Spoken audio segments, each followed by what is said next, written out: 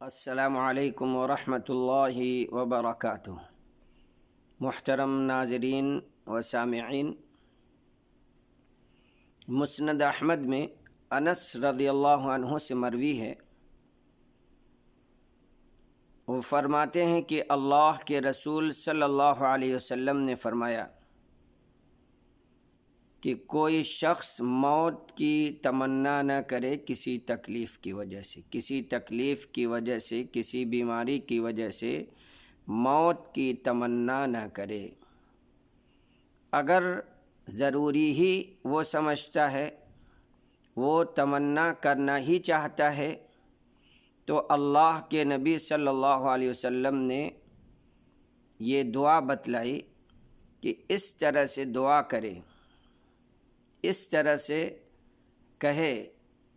اللہم احینی ما کانت الحیات خیرا لی، کہ اے اللہ میری زندگی میں اگر بھلائی ہے، میرا زندہ رہنا خیر و بھلائی کا اگر باعث ہے تو مجھے زندہ رکھ۔ اگر میری زندگی میں خیر ہے،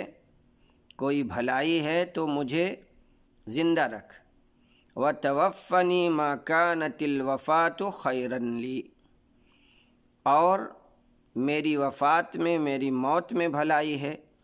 اس وقت اچھائی ہے، تو مجھے موت دے دے، یہ بہترین دعا ہے۔ آدمی مصیبت میں ہے، پریشانی میں ہے، بیماری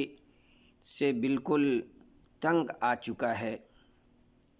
تو اس طرح سے اللہ رب العالمین سے دعا کرے۔ بیماری بھی، مصیبت بھی اس کے لیے اجر اور ثواب کا باعث بن سکتی ہے، اس کے لیے اجر و ثواب کا باعث ہے، اس کی وجہ سے اس کا اجر و ثواب بڑھتا ہے۔ مومن ہے، اللہ والا ہے، توحید پرست ہے، اللہ رب العالمین کا فرما بردار ہے، تو اس کی وجہ سے اس کے گناہ بھی کم ہوتے ہیں۔ ہمارے یہاں تو بعض لوگ بلا وجہ کے اس طرح کی بات کہنے لگتے ہیں کہ ابھی میں ناتی دیکھ لیا، پوتا دیکھ لیا، پوتا پوتی دیکھ لیا، اب بس دنیا سے جانے ہی کی تمنا کر رہا ہوں۔ اس طرح کی بات کرتے نہیں کرنا چاہیے۔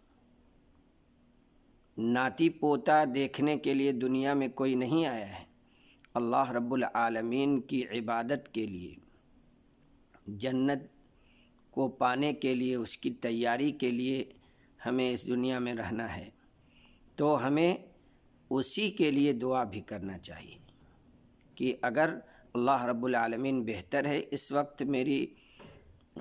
زندگی میں اور بھلائی ہے تو مجھ کو زندہ رکھ، اور اگر موت میں بھلائی ہے تو اللہ رب العالمین مجھ کو موت دے دو۔